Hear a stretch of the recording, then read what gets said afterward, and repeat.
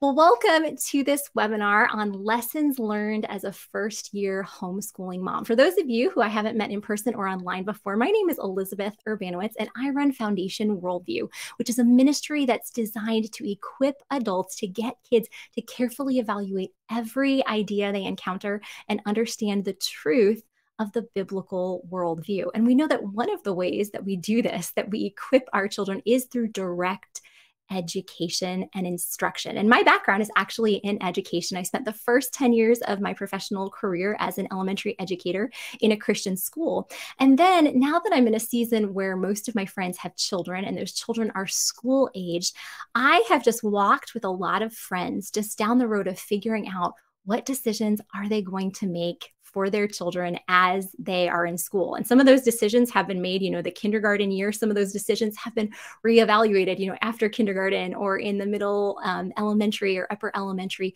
grades. But I know that it's a big decision figuring out where you're going to send your kids for their schooling. And that's why I'm so excited for this conversation that we are going to have today. I'm going to have my friend Melissa Dougherty on, and she's going to talk to us just about her journey as a first-year homeschooling mom and just some insights that she's learned along this time. So Melissa, thank you so much for joining me today and for coming on and sharing your insights with us. Yeah, this is really fun. It's funny because we used the Foundation Worldview curriculum last semester, and my kids see your face every other day. And it's so interesting because here you are talking and I'm like, oh man, she's just like how she is in the videos. It's happy, peppy, precise. Yeah, I appreciate you having me. This is fun. It's really fun to talk about this kind of stuff. Oh, well, good. Thanks so much for coming on. And I'm glad to know that I'm pretty much similar live and in those recorded videos. Loves you. Oh, that's the approval of a cat. That's just, tip top. She's my teacher's assistant. Well, as we get started, I would just love if you could just tell us a little bit about your family, how long you and your husband have been married, how many kids you have, their ages, just anything else you'd love to share with us. Yeah, this is so much fun to share this part of my life because I don't get to very often. But yeah, I've been married for 16 years. We're going on 16 years, I should say. We'll be married for 16 years this July. We have two kiddos. I have both girls, a 12-year-old and an 8-year-old. And it is my 12-year-old that we always plan to homeschool. But whenever she was smaller, she was not an easy kid. She was definitely my challenge. We went to therapy. It was a really tough time. But it was during that time that I really learned a lot about myself and about her parenting. I learned a lot about what I was doing wrong, but what I was doing right. The brain, things about the function of certain kids and their temperaments and things that I learned about, but now I get to apply. And then my youngest, she came when my oldest was 3, almost 4. They're 4 years apart. And she just lost her mind. My oldest kid just lost her mind. Loved the baby, had a lot of anger. Yeah, that was a situation, but we got through it. And my youngest is, I always joke that if she had come first, she would not have prepared us for my oldest. And here's the thing is that here she is 12 years old. That's a far distant memory now because she's amazing now. I heard horror stories about this time. She's going to be 13 this year and she's amazing. We always decided to homeschool around 5th grade, but honestly, it was reading this book, Irreversible Damage, which, just happens to be very conveniently right there, that made me decide to homeschool both of my girls earlier than normal. And I had a whole video about that, talking about it because of the whole gender ideology. And I live in New Mexico, in a very liberal state out here. Our governor is pro-CRT, pro-gender ideology, all those things. So I'm like, okay, I need to combat this. And so I pulled both of them. I took a year to really learn, how does this work? How do you homeschool? What is this curriculum? How do you do this? What does your day look like? I started from square one. And it's been fun. It's been a good experience. Yeah, no, I love that. And I think, what you were sharing about your oldest daughter, I'm hoping that that's an encouragement to many of those listening, because sometimes I think we think, oh, I can only homeschool or I can only do this or that, if my child is this perfect child, if there's no, no challenges, which some children are easier than others, you know, as you mentioned, but there's always going to be challenges. And then with particular children, there's really huge challenges that parents face. And so did you, you know, as you and your husband were thinking through homeschooling, did you specifically make the decision to put off homeschooling with your oldest because of the struggles that you had with her? Or were you always thinking, you know what, we'll start off with elementary in the public school and then we'll pull her out later? Great question. We talked a little bit about this before we went live, and yes, it was I people might disagree, but I do not regret that at all. Putting her, and I hope, again, I hope that this does help parents that have children that are more challenging, because it was that structure. I mean, I feel like I had good boundaries, good consistency, good structure, but my word, whenever there's another adult that is in a position of authority and they come alongside that's not a parent or related to the child, and they come alongside and reinforce the same kind of authority, there's something very helpful about that. And for my oldest, she needed that, and it did help. Going to school, you know, making friends, you know, she still is best friends with the little girl that she met in kindergarten. For me in particular, I have no regrets putting her in public school, even preschool for a few years before then. I find in hindsight to have been very helpful. There were things that I think I went into her teachers saying, you have insights that I may not see because I have these blinders on because I share DNA with this kid, you know, and even as an apologist, I don't like that. I'm like, show me where I'm wrong. Like, show me what I don't see. I really crave that. And especially with my parenting, where that makes us vulnerable is sometimes you're not going to hear things you want to hear. You're going to hear things that, they have nothing to gain, but they're telling you because, hey, I see this in your child. I see that maybe this doesn't work. Maybe this might work. And I did that myself. I mean, you said you were a teacher. I was a preschool teacher for many years, and there were things that I could clearly see. And I think that's where it came from, where I could see things and clearly see like, oh man, this might help little Junior if this and that and this. Have you noticed he does this? And the parents just blindsided. They had no idea. So I gave permission, if you will, to the teachers every year. I'm like, tell me, please, give me all the constructive criticism that you think I need, because I think that will make me a better parent. It will help me to see things that I could help implement in her to help make her stronger. And I think that was a really, really helpful move in the long term. And then she finished 5th grade, and that's where I draw the line, though. I was like, middle school, nah, we're not going to go there. So elementary school, at least you have like 5 or 6 teachers in middle school, and they're not going to be as honest with you, especially if there's something that, I mean, you're starting puberty, you're starting, you know, all this stuff. And I learned a long time ago, especially with my oldest, and I still implement this with my youngest, my 8-year-old, is to talk to them about their bodies, to talk to them about what's going on. I think it was you guys, Foundation World, you guys posted something about this recently. And I'm like, yes, about talking to your children about tough things, but especially how, if you have little girls, even little boys, of course, but how her body's going to change. You're going to feel emotions you have never felt before. Let me tell you what that's going to look like. That was so good because I remember one night, it was like 11 o'clock at night. She comes into my room, my oldest, and she's like, Mom. I was like, yeah. And I was just really happy that she even wanted me tonight. You know what I mean? Because they get older and they like don't need you anymore. She's like, Mom, I don't know why, but I'm really upset right now. And I'm like, okay, well, talk to me about that. And she's like, nothing's upsetting me, but I'm upset. I'm like, okay. And she's like, I think this is the thing you were telling me that would happen. I'm like, okay, yeah, this is great. Feel it out, man. Tell me how you're feeling. It was so good. She felt so much better just knowing that I was there, that she wasn't crazy, and she wasn't in trouble. And she's like, okay, I think I'm all right. I'm all right. I'm going to go to bed. And then she was fine. Yeah. But it was like, you know, the mood swings and stuff. It was funny. Yeah, but that's so good. I think, you know, you shared so much there and so much time. Yeah, that's a lot. But 2 things I think really stand out, Melissa. The first thing is your humility in approaching what you were going to do with your girls. You know, that you had an idea of like, hey, I think this is best, but let's really seek out who, like, who is this child that God has given me? And then in the situation that I'm placing my children in, who are the people in here who can really help me?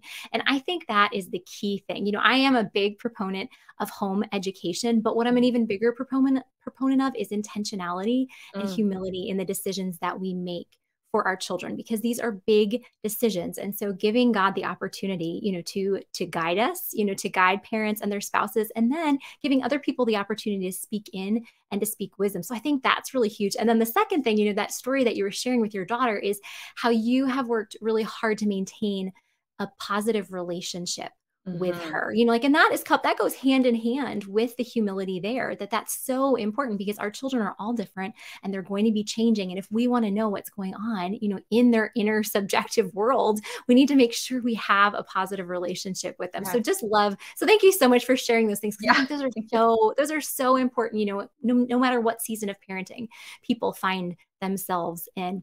Now, as far as, just thinking through homeschooling, and I know that a lot of the people that are watching this now or will watch it in the future, that are considering homeschooling, there's probably a lot of fears, because anytime we're walking into something that is new or unknown, and especially with these children that God has placed in our care, just wanting to make sure we're doing what's best for them, I'm sure that there's just a lot of fears involved. So what was it like for you, as you and your husband made this decision and then walked forward with it? Like, did you have any specific fears, or did you feel pretty confident? What was that like for you guys? Yeah, I had a lot of fears. I was not that parent that was just like, okay, yeah, I got this. No, I felt like I was like preparing for the biggest test of my life, right? Where you're just, you're trying to know all these things, how it works. And ultimately for me, I was telling you this before we got on, I think people just assume that things come naturally to me, that it's easy. It does not. It does not. I was not that kid in school that got straight A's. I was the slow kid. I went to special ed. I was the kid that was just behind all the time, because the teacher would be going and I'm like, but I don't understand. I need to ask this like again and again and again. And I'm still like that. I don't know why, but I am. And so there comes an aspect of just understanding, okay, this is how I learn, and going with that. And so for me, it was learning about the curriculum. It was learning about people's schedules, other moms, like, how do you do this? I'm like, what does this look like? And then there's assessing where your child's at. Like, math scared the socks off of me. I'm like, how am I going to do that? Moms do this all the time. And I remember I had a friend she's the one who kind of came alongside me. I told you about her before we got on. She kind of looks like you. She was telling me, she's like, Melissa, she has 4 kids, 2 youngers, 2 olders. The 2 younger ones, I think are, less than 5 years old. And then her 2 older ones, I think, are 7th and 8th grade. So she's got a large variety. Yeah. And she's all, Melissa, you can do this, and there was something about that where she's like, if I can do this, you can do this. And I asked her, like with my schedule and stuff, with what I do online and seminary, go to seminary, all these things. I was like, do you really think I could do this? She's like, I promise you, you can do this. Like, this is something that you can work and do. And my fears were just making sure I was prepared enough.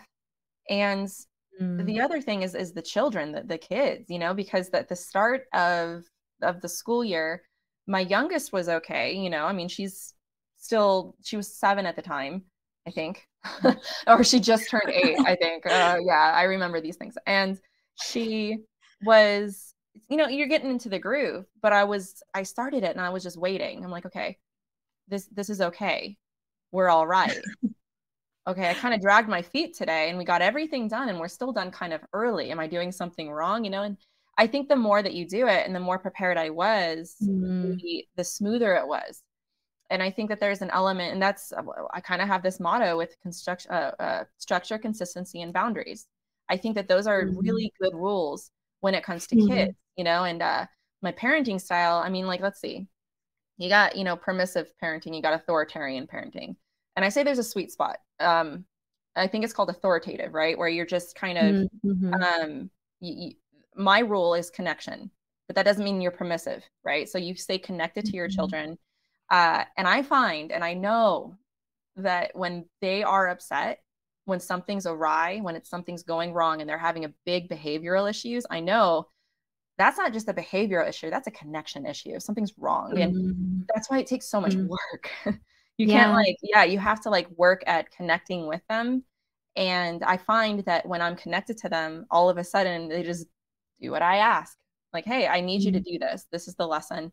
Okay. Even if they don't want to. So there's not a lot, like there's some struggle in the beginning of the year, particularly oddly with language arts with my oldest. But we got over the hump because I asked her, like, okay, well, tell me what's going on. How do you feel about this? What about that? Now she's fine. And there was a whole process with that. But I think that the biggest thing was that fear of just the unknown. This was huge. And then the legal stuff, like how do you deal with withdrawing your kids? What do you got to print out? What do you got to have?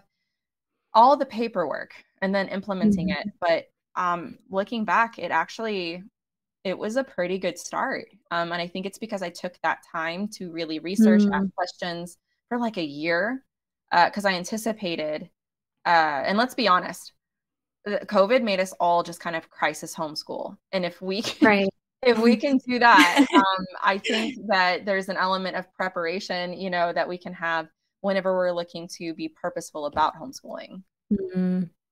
Yeah. And I love these things that you're bringing up because I think there's such key points for everyone, just the time that you did invest in planning. And can you say those 3 things again that you said were kind of like the key? And it was like structure, boundaries, consistency, and boundaries. Okay. Structure, consistency, it's my and boundaries. Golden rule. If you can have those, and then the holy grail of it all that comes together is like connection with your children. Like, then they won't be seen as like, I don't know. I think that the connection part, there's more to that. And that could probably be a conversation on its own, because some parents are probably like, well, I try to connect with my kids. And I think that there's a position that parents take where it's like, I'm the boss, do what I say. And I don't always agree with that. In fact, I don't think it's exceedingly rare that I've ever taken that position with my own kids. And that's coming from a parent who's had a very, very challenging child. So I think that there's some preventative maintenance that can happen. Playing with them is so important when they're small. I think that laughing when they're smaller, there's something about like, because I think that every kid has like this emotional backpack, right? Every kid, and so do adults.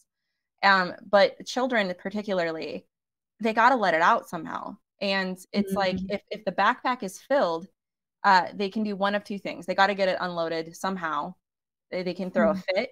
They can be angry. Like there's unhealthy ways to get it out. And the way that I'd explain it to my daughter growing up is that everybody has an angry monster inside. We all sinners. And it has to get out. Like you have to express this some way. And the way that she expressed it was through tantrums and screaming and very horrible ways, and not very healthy. And I'm like, okay, there's going to be a better way. And don't get me wrong, it was not overnight change for her. But we found healthy ways for her to deal with her emotions. And it was just coaching her through that. And it worked. I mean, that's just the long and short of it, is that it worked. And so whenever I took those 3 things and then I implemented the connection, it got a lot easier. But it was not easy at first, implementing those and staying consistent with it. Yeah. Well, that's where I think it's so helpful that you had kind of thought through this for almost an entire year before you started it, because you had that time to actually implement those things. Then they were in school. Yeah. So it was, so you had the time to do that, where I know not everybody watching this will have an entire school year, to do that. But just to think through those things, what do you want the structure to look like? How can you be consistent? Because I think it's always tempting for us to take on more than we can handle, where if we can just say, okay, you know what, I think I can handle this much, but you know what, let's tone it back a little bit to make sure there's some margin there and we have some room for error. And then, like, as you said, the building of relationship, that is so important. I love how you brought up, playing together and laughing, because it is so important to develop those with our children. I'm not a parent, but even when I was a teacher, I would just make it a habit to at least once a week try to go out and play on the playground with my students. And, I didn't always feel like it, because I thought, there's so much that I have to do. I'm a boring adult. Are you kidding? Oh, yeah. And, I get nauseous, after I swing, once on the swing. So I'd always be like, okay, we're going to have a swinging competition. It's only 30 seconds long. Who can get the highest? But the kids just loved it. And Yeah. I can't, how many times there was a child, who might have had an issue with something that I had required them to do, or might have been mad about something. And it just kind of really helped diffuse the situation. So I think that's so important. Now, just thinking about like the nitty gritty, like of what you're doing. I think for parents who are transitioning from a public or private education setting to homeschooling, or even parents who are just starting homeschooling, but they themselves went to school, can you just tell us a little bit, like, in what ways does your school day with your girls look like a traditional, public or private school classroom? And then in what ways does it look somewhat different, like for you guys? Well, first, I want to say to parents that are thinking about this, that maybe you don't have a lot of time. Mm. There's I can't remember who, maybe one of my friends mentioned this, but she's like, the one-on-one time that you have with homeschooling, like 10 minutes of one-on-one time is like roughly equivalent to like an hour at school. So Mm. there's something where you can, even if you don't know what, how to start it, that one-on-one time and implementing certain things is going to be so good for them. So kind of stumble over that and just keep that in mind, that Yeah. you're doing more than you think whenever you're exposing them to any sort of education or anything at all. But our day, yeah. So there's like homeschool moms on YouTube. There's this one mom, I remember watching her video, that she struggled so hard because she was trying to make her day, organize her day like a school. And Mm. one of her moms, she hated it. She's like, man, this is tough. I start at 9, I'm done at 4. And one of her friends was like, why are you doing that? We're done at like 12:30. Mm.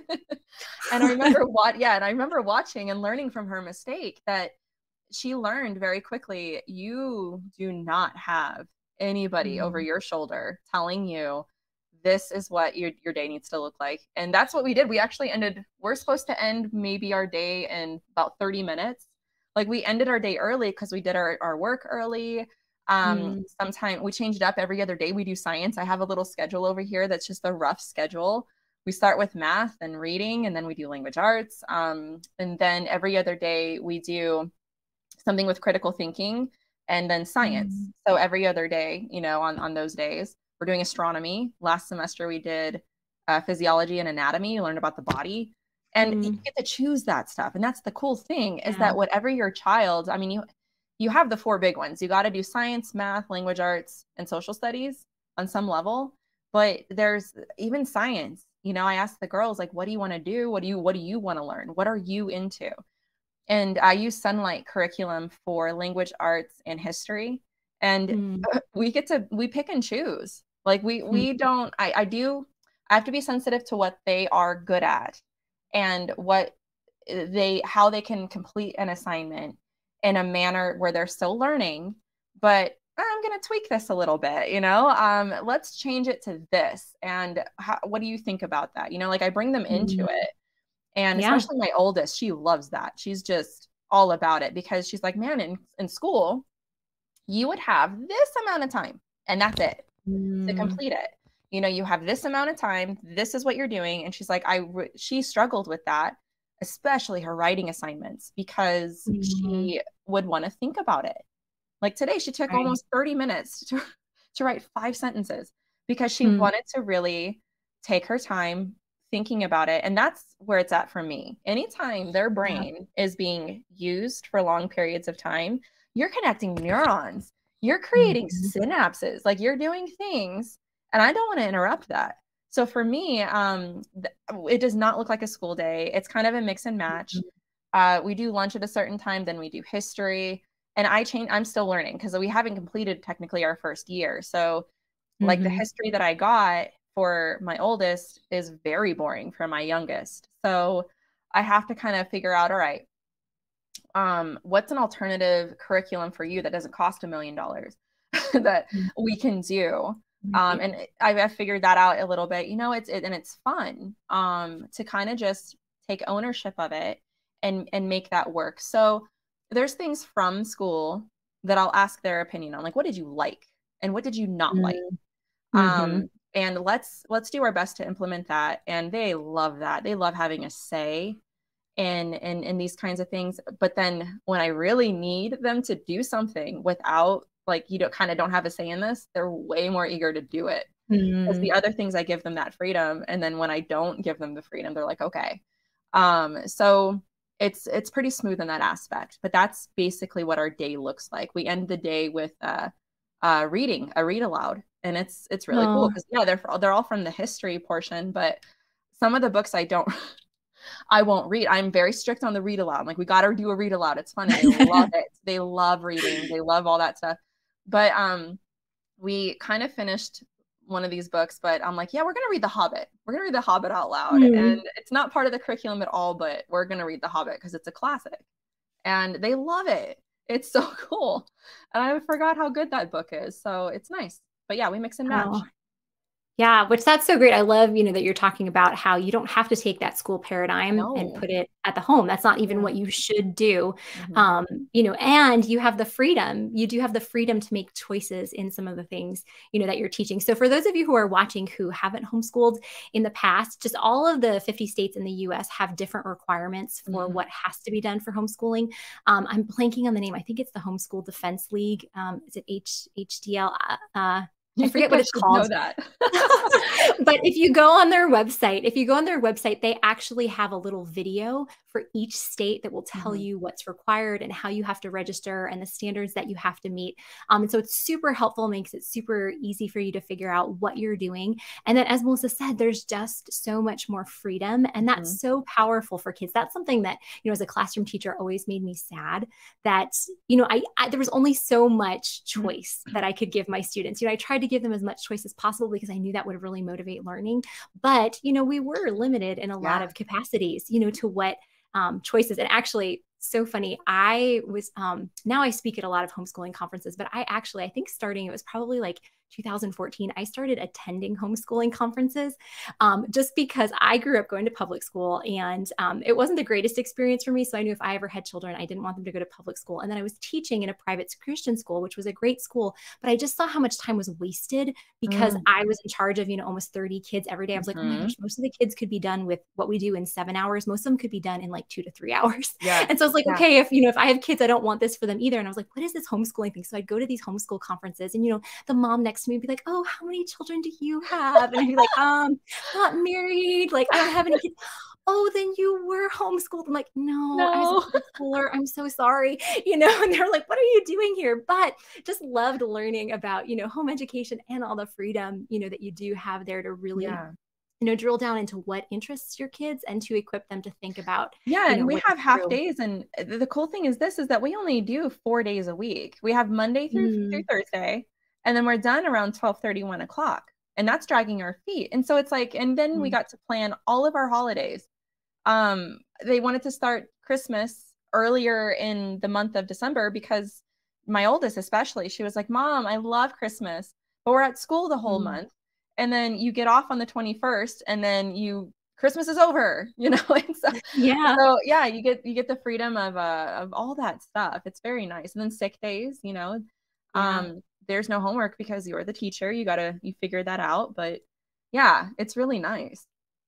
Yeah, definitely benefits there. Yeah. Now, as you think back to what you started, in that August to September range, whenever you started the school year, and then what you're doing now, that it's the second half of the school year, are there any changes that you've made just based on things that you've learned, over the past 4 to 5 months?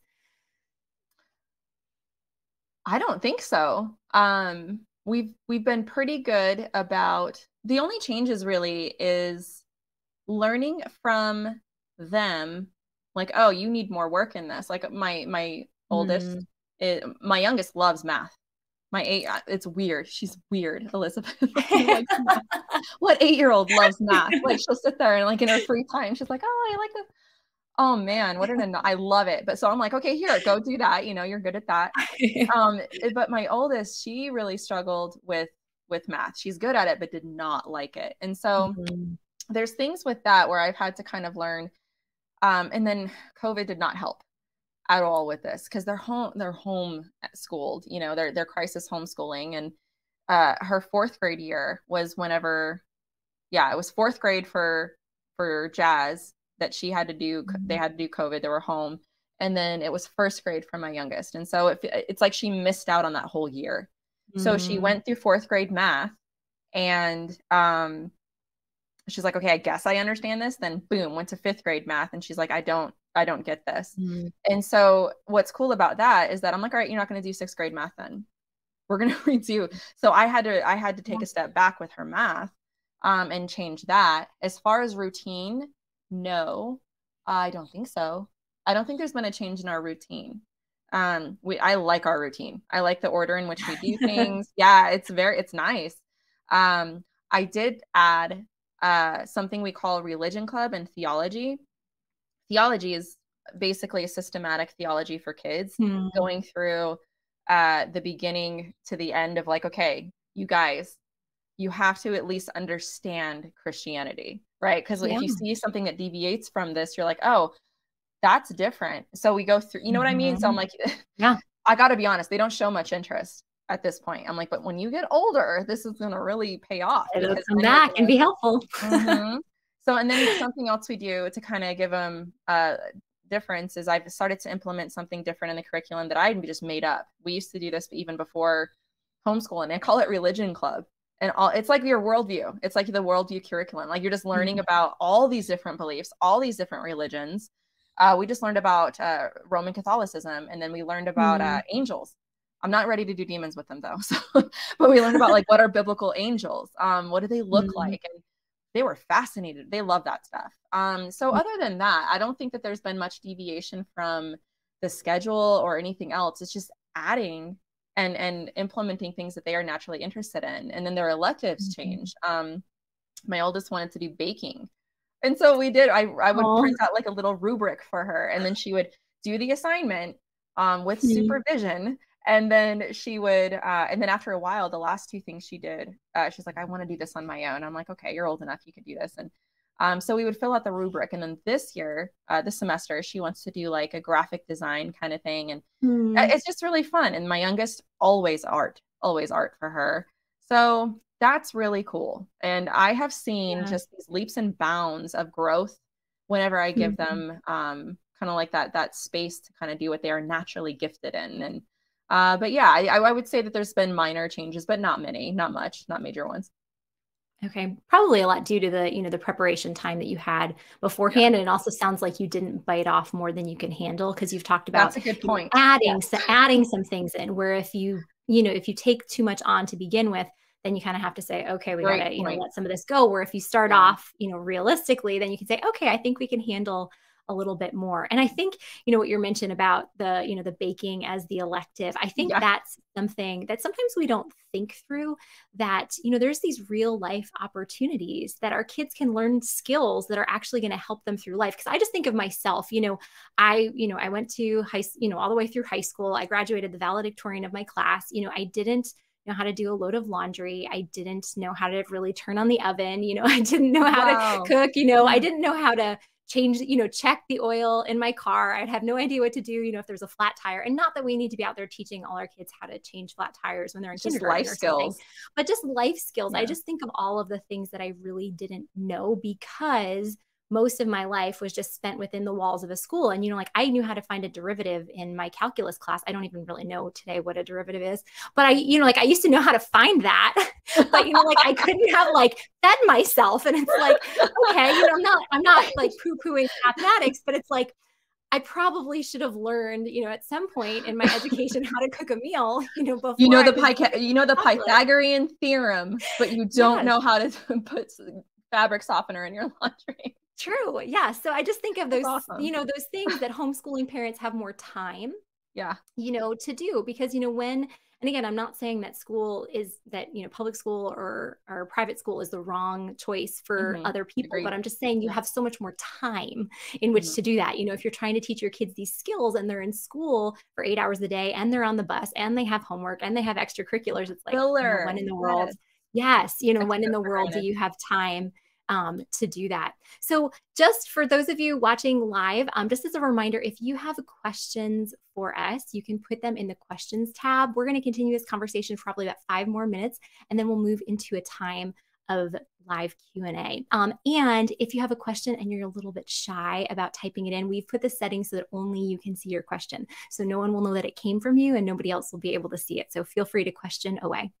So Melissa, one thing I'd love to talk through is, most of the time, aside from like a few dads, like our friend Neil Shenvi, it's pretty typical that moms bear the brunt of the responsibility in homeschooling, and I know a lot of moms, who really feel like called to homeschool, being a wife and a mom was like, their biggest dream. And God has been so kind, in fulfilling that desire. And then I know other moms who love, being wives and moms, and they also are gifted in ways aside from education. And they really feel like, oh, I still, want to in some way use these gifts.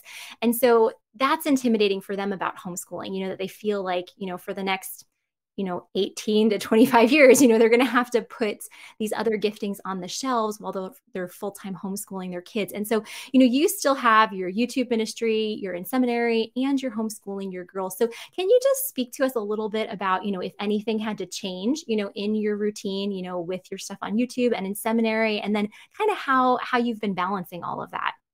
That's a great question. I think possibly one of the best things I ever learned was time management. I don't know how I learned it though. I think it was just by survival maybe. Because man, when you have kids, it's a sink or swim situation.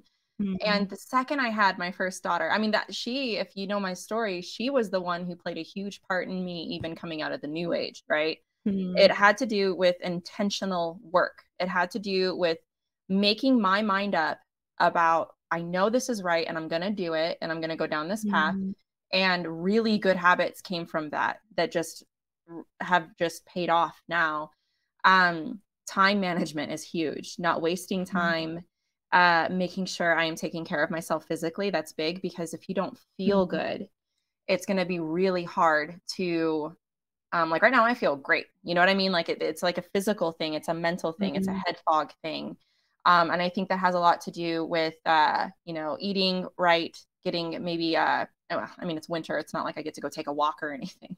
But, some sort of physical activity. I think that really helps me personally. I have to admit, I thought that would be one of the biggest struggles. And I remember I was telling my best friend, I'm like, I'm really surprised that I feel the opposite. Like when they were in school, it's like I had this abundance of time, and I would, I'd write my papers. I would, write up scripts for videos, and I would film, but I feel way more productive now than I did then. And I don't really know why yet. I have a theory, and again, it has to do with me as a person, but when my brain is constantly like involved all the time, there's a happiness that comes with that, like a joy, where I'm like, I feel really productive and I love that feeling. And the thing is that you got to know when to rest though, too. Like at the end of every day, I know I've earned that day. Like I feel really good. I got good stuff done today. And I can lay on the couch and like read a book and feel like I enjoy that time, that relaxation. And I'm an introvert, so I need that. But I think time management has been a huge thing. If we can learn that, if that's something that I think moms struggle with, I would say, and that might be a study on its own as well, I would say that has been my secret sauce. If you can manage your time and you can make wise decisions with your time, I promise you can do this. I have a friend that works and does this. She has help, of course, but I think it's because I watch her and I see that she does have that gift. And when we're intentional about that, you would be shocked at how, again, with the consistency, structure, and boundaries, and with the time management and all that stuff, it is so possible. And you are capable of doing that in that way, if that can be learned. I'm thinking if there's anything else, but I think that is probably the pinnacle thing I would point out. Yeah, time management is huge, I think, for everyone. And for those of you listening, please, if you're a homeschooling mom or you're consider homeschooling, please don't think that by that question we were suggesting that homeschooling on its own is not a big enough job. We're not in any way. I wasn't in any way trying to suggest that moms need to do something outside of homeschooling, because that is a huge task. But I just know that for a lot of friends of mine, that's just kind of been a worry. And again, everybody's life is different and God calls us to Mm-hmm. different things. So you might have career aspirations and the Lord might be very specifically telling you, in this season to put those to the side because those might not Yeah. be that might not be what he has for you. But just for those of you who are still feeling the struggle and the Lord's not being clear, or you don't feel like it's being clear, what you're supposed to do, just know that there are different creative ways, to think through this. Even at Foundation Worldview, we have a couple of team members who are either homeschooling moms or moms of littles. And we just try to make it so that, they're able to use their gifts on their own time. It's not super rigid, like every day at this time you have to be doing this, but just more flexible. But thanks for sharing that. Yeah, With one us, more thing Melissa. about the gifting, because you mentioned that, just one brief thing. The moms that feel like they have to suspend their gifts for a short amount of time, Mm-hmm. I would say that there's definitely probably ways to implement those in your homeschooling as well. Because I don't think we really Yes. suspend them, because Yeah. I think that there's ways to do that. And it can be a really unselfish thing, but it is hard. So there's Mhm. no negating that. That's for sure. So I wanted to mention that. I remember you Yeah. asking about that. Yeah, no, that's really important. Thank you, Melissa. Yeah, just even thinking and asking the Lord, how would he use the way that he's gifted you specifically Yeah. in, your role with your children. Now, before we move into the time of questions, do you just have anything, like any last words of advice or anything you would say to anybody who's watching that's thinking like, yeah, I'm thinking through this, but I'm not, I'm not sure. I'm still not convinced I could do this. What words of advice would you have for them, Melissa? I would say that you would be absolutely shocked how the simplest thing that you would do with your child would be very educational for them, Mm, especially for the kid if it's one-on-one with you. I think that if we throw a lot of stuff at them, they're going to learn a lot. In school, you have to kind of think about that. Like, think back to your days in school and think about their days in school and what that looks like. And think about how it's not improving it. It's just not taking for granted how 10 minutes of a lesson can be so influential on them. And the other thing is, bring your kids into it, talk to them, ask mhm, them like, okay, well, what are you interested in? What do you like about school? What do you not like? Uh, Asking them how you can love them more. These are very vulnerable questions mhm, that I think a lot of mhm, parents might be afraid to know the answer to, but that's really, I think, the key to the beginning of just setting them up for spiritual, emotional, mental success. Particularly, in my opinion, the middle school and high school years, I think, are the hardest. And mhm. already I can see how good homeschooling has been for particularly my oldest, because of that. And so I think that's just the briefest thing I would add is Mm, it it's possible. It is very possible. yeah. Yeah. Yeah. No, I think those are really wise words to end this section on because especially, those of you watching who have littles, like Melissa said, Hmm. just, you know, don't underestimate, how much can be done just in a little amount of Their time. If you have brains. Yeah. yeah. And if you have, like a kindergartner, if a teacher is teaching them how to count, she has to get everybody over on the rug and quiet and seated on their spots and their hands folded. And then she has to get the visual up. You can take out Cheerios, and in 90 seconds, teach that same counting lesson that it's going to take that teacher 15 to 20 minutes to teach, Hmm. and then with the older students, as as Melissa was saying, just relationship is so important and the opportunity that you have when you have your children at home with you to foster that relationship that is huge rather than spending 8 hours a day away doing who knows what it might be difficult, but you're with them and you have that opportunity to foster relationships. So thank you so much, Melissa.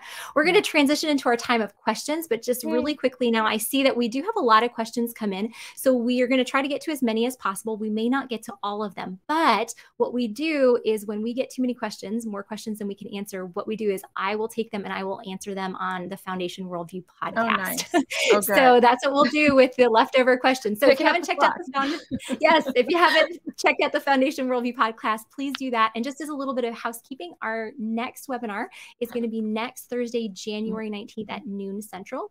And we're going to be talking about exposing our children to worldly ideas. How much is too much? Because we know that Mm. it's important that we expose our kids to the ideas of the world, but how do we know when is enough? So we're going to be talking about that next Thursday. Okay, so first question says, there are many who are reluctant to homeschool because they can't see themselves being with their children all the time.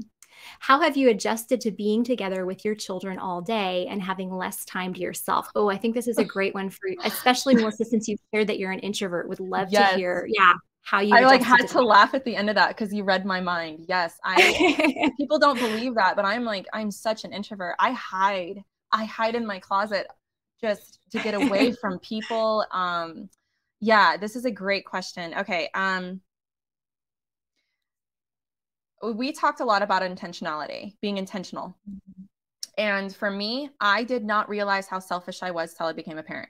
I am the most selfish person in the world because I did not realize how much my kids would actually need me. Because we have this picture in our head about like, oh, and God love our husbands. And let me just say, God love them, because I would not be able to do anything, any of this, my videos, art, homeschooling without that man. I'm going to start with that. But we all know that the women brunt a lot, of most of the time anyway. We have just a different responsibility. It is us that they come to. We're the ones that miss out on sleep for like 10 years. You know what I mean? The dads, they're there. But it's like there's a sense of freedom that the mother, I believe, in most aspects, I'm going to put that with a caveat, in most aspects, we have to learn how to do that differently than I would think a dad would in different aspects. I think there's different challenges for each, but the level of being around my kids all day, this is why it's important to like your kids. You got to be connected to them. You got to know we have fun, and they know me well, especially oh my word, you guys, my oldest, to tell you how challenging it was when she was younger, again, could be a completely different conversation. To see how amazing she is now. Like, Mom, you know what? No, you sit down. I'm going to make Bella lunch. You just go relax. Who taught you that? Who taught you that? Yeah. Nobody taught her that. It's because she wants to give back to her mom. And that is not her personality. She's very stubborn, it doesn't come naturally to her. My youngest, yes. So there's an element of having that, again, the relationship is so, I cannot emphasize this enough, because you got to like each other. You got to like being around your children. If you don't, it's going to be so much harder. The other thing is, what do I do? Because there's only so much of that, even if I like my kids. I sneak alone time all the time. When they see me here, this is where I write all my stuff right here. I write my papers here. I have a Shedio where I film. Again, God bless my husband. I'm like, I'm going to go in here and just mentally recharge, and type something up, read a book, do something where I can be alone. Sometimes it doesn't always work out. But again, it's the intentionality of knowing what I can handle, knowing my boundaries. If it's too much for me, I need to know what that looks like, and then make adjustments. And saying no is really important. Like understanding, like, I don't need to be involved in every little faucet of their life. That's different when they're younger. That's where, I think we could probably ask for help, and the time management, all that stuff comes into play. But hopefully that answered the question. Yeah. You think I missed anything? No, I think you did a great job with that. And I think, like that, liking your kids, having a soft heart towards them, I think that's something that's really key. And I'm sure that some people watching, you have children that are very, very, very difficult to love, and even more difficult to like and to enjoy. And so in that situation, I would just really encourage you to really pray that God would give you a soft heart towards your child, because I agree. Sorry, the thing split out for a second. I thought you were done. My bad. Didn't mean to interrupt you. No, you're fine. I think want to say I did not like my oldest. I'll be perfectly honest. I'm glad you mentioned that. I did not like her. And just being flat out honest, when she was going through her tough time, when she was 4, from the ages 4 to 6, it was tough. I had to be so intentional. I remember she'd come in the room and there would be like, oh my, you know what I mean? Like there would be like a, please don't go crazy. It was really hard to like her, but there was no, I'm going to play with her. I'm going to do this. You know what I mean? And it really paid off. And so, I just kind of wanted to add to that, that I understand that. Yeah. And I think that should be encouraging for the parents watching and listening, to know that they're not the only ones out there. Then the other thing that I would encourage, if you are thinking like, oh my goodness, I'm not going to have any time to myself, this is where the body of Christ also comes in. You know, I am single and I don't have any more hours in my day than anybody else does, but I have a lot more flexibility. And so I love when people, and even, you know, like homeschooling families, reach out and say like, hey, I need help with this. Like, I'm more than happy to help. Now, I'm not volunteering to come to all of your houses and do this because I can't. I just don't have that time, but I do have the time for those who are in the local body of Christ. Yeah, but find those people in your church community who love Jesus and who are in different seasons of life. You know, whether it's a mom who's an empty nester, or a widow or widower, or a single person like me, you know, find somebody who you can just say, you know what, I could really use a 2-hour break. Can you come over to my house, you know, every other Friday, you know, at this time, and like help me out with homeschool so I can get a break. So really just encourage you to lean into the body of Christ. But okay, trying to get through more questions. So the next question is asking you, Melissa, what does your prep time for teaching your kids look like, you know, as you're preparing for the next week or the lessons that are coming up? Like nothing. I'm certain that there's moms that they are way better at this than me, and they probably, oh man, they love this, right? They'll go out and they'll like get things prepared and print it out. I was actually stressing about that starting homeschool. Maybe it's the curriculum I bought in particular. They have everything prepped for you. We took a 3-week vacation. And you know what I did? I did nothing. I literally came back to like what, a week ago, last week is when we came back, open it up and boom, there you are. Here, we're starting this again. The only thing I would prep is maybe like Wednesday, we're going to a field trip to my friend. She does like pottery or something. I forget what she does. But we're going to go to her house and we're going to do an art thing. That takes some prep. Printing things out takes some prep. But I mean, while they're doing their reading, I come over here, I'm like, oh, here, print it out. I got to admit, I don't do a lot of prep time because it's pretty flowable. And it makes me wonder about, you know, teachers who have all these students and they have to have their, my mom's a teacher, by the way. She's been a teacher for like 30 years. And she's like, oh, make sure you have your curriculum done. Make sure you have your, I'm like, okay, it's already done. I got to say, for me personally, I don't do a lot of prep, and it's worked. My other moms might be different, but that's what we do. Yeah. So I think you're right. And then it has to do a lot with personality and then the curriculum that you choose. Yeah. So for those of you who are thinking like, I don't know, like, what if I, you know, like, what if I buy something? Like I had a friend that was homeschooling and she just bought this reading curriculum that she spent like 3 days trying to figure out. And she was so stressed. And like her husband was like, we're not homeschooling. Like you can't be stressed like this. And I looked at it and I was like, oh my gosh, don't use this. Like you're going to have to be like prepping for like 3 hours a night where if you know, usually in most areas of the country, there's homeschooling conventions. And even if you don't want to go to the convention, just go to the vendor hall and you can go and you can just get your hands. Yeah. You can get your hands on the curriculum. I always hate when I'm shopping and people are like, can I help you? I'm like, please no, stay away from me. And they're usually, they're like usually very friendly. And if you say, no, I'm good, I don't need any help, they'll stay away from you. So just take time, look through stuff. You don't have to be intimidated. You just say, no, I don't need any help. Thank you. Or if you do need help, you know, they can help you. Or go to, you know, go to somebody else at the conference and just say, hey, what do you use? What do you like about it? What do you not like about it? It can be, there's curriculums out there that require very minimum prep. So, okay. Another question. What are your thoughts on pulling a child out of public school to homeschool for just 6th grade? Our school district has the 6th graders together in one building before they go to middle school for 7th and 8th grade. So interesting questions. What are your thoughts on that, Melissa? Immediately a question comes to my mind is why just 6th grade? Just 6th grade. I'm not opposed to, my thing is that if you did it, you would probably still want to keep doing it. You know, I'm not opposed to it, you know, especially after the crisis homeschooling, we all went through it at COVID. I think if we could do that, I don't think that it would be a weird thing to do. I don't. I think that, you know, just, I think that it might be a situation where you're like, oh, I really like this, or my child really likes this, and you might want to keep doing it. But no, I wouldn't be opposed to that. I think it'd be a good idea. I think it would be great. Yeah.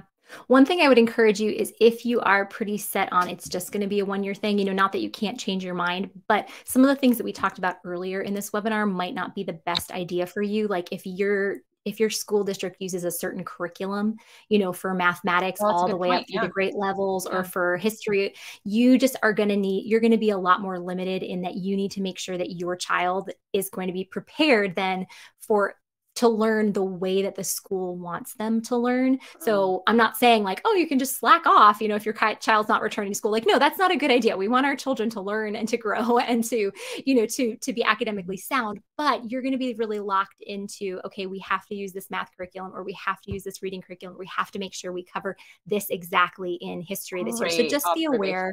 Yeah. So just be aware of that. Yeah. And I just also, whenever parents are making schooling decisions, just encourage like two things. Like, one, be really prayerful about it, because God promises us in the first chapter of James, that if we lack wisdom, he will give it to us. And then the second thing is invite those in your local body of Christ, in your community of believers, in to just speak into, like, what are your thoughts about this? What do you know about the school district? What do you know about me and my child? So those who know you well, just invite them in. Not that you have to take all of their advice, but it's just really helpful, to have a multitude of counselors when we're making big decisions like this. So, okay, we're going to try to get through one more. And for those of you who are thinking, oh my goodness, I hope this is my question. If it's not your question, we're going to take those questions and answer them on the podcast. So do not worry about that. The next question is, do you have a support system in homeschooling? And how have you been able to find, a community as a homeschooling family? I mentioned my friend before, the one that looks like you. Yeah, we used to go to church together and we volunteered together. And so we knew each other from way back then. She has been very helpful. And again, it's another sister in Christ. If it weren't for her, man, she has such a heart. I want to be like that, man. When she just took me under her wing, and she spent like 3 to 4 hours with me on the phone, just helping me, answering my questions. And they are very intentional about getting all the homeschool moms and kids together, because that's probably my only challenge is, okay, you got to stay connected to your friends. Like, you got to be around your peers. And so she's been very pivotal in that. And I promise you, there's somebody in your community like that, because they're there, they're hiding, but they're there. I would say that she's been very pivotal in that. My bestie, she doesn't have any kids, but she's been very good to just, talk to. Talk therapy is a thing, where you have somebody to talk to. And then in the church in general, a lot of moms, I'm finding a lot of families are, there's like this wave of homeschooling all of a sudden, where a lot of people are homeschooling. So I would say to make sure that you are plugged into that community in your church. And if you don't know who they are, depending on your personality, ask around. What I have done, even on social media in my city, there's Facebook groups that I love being a part of, because they tell you when things are going on. Like, hey, we're taking a field trip here and we're doing this, we're doing that. I'm like, oh, count me in. Let's go. It's nice, so social media in that aspect has been very helpful. So what do you think? Do you think I missed anything? No, I think that's really good, because just with all the resources that we have in social media, I think it's really easy to find people like that. I love how you said, start with your church, because those are the people that you should be doing daily, weekly life with, so start there in looking for support, look for those things on social media. Also, for those of you that do have state-led homeschool conventions in your, in your state, even if that's not something that really interests you, at least in every state-led convention that I've been to, there's always kind of like a little oasis or homeschool help room where you can just go and be like, help, I don't know what I'm doing. And they'll usually give you advice. They can also connect you with other people who are in your area in that state just for advice. Not that they need to be your best friends, but it's usually just a place that you can go and just be like, help, I really need some guidance, in what I'm doing. Yeah. And pray about it too. The Holy Spirit. It's interesting, the moms that I have met throughout that. So pray about it. Be sure to prayerfully ask God, like, hey, bring the right people in my life. Help me run into the right person, the right mom, whatever it is. I think you'd be surprised. Yeah. I even, I used to help a homeschooling family. I would tutor their kids in English, and I had all of these old Bob Jones University Press English books. And I just started praying, Lord, please show me someone I can give these to, just because they were all sitting there. And the next week at church, I met a new family. And they're like, yeah, we homeschool. And I was like, what curriculum do you use? Super random question. They were like, BJU Press. And I was like, oh my gosh, I have like 2nd through 8th English textbooks. Could you use them? And they were like, yeah. So, you never know when the Lord's just going to clearly lead you, to these people that you're praying for. But Melissa, thank you so much for giving up an hour of your time today, just to help us think through, what we're doing with our kids and what homeschooling can and does look like. Just so appreciate you. And volunteering your time. Oh yeah, this is a total blessing for me. This was so much fun and can't wait to do it again. Sounds good. Well, thank you everyone for joining us today, and we'll see you next time.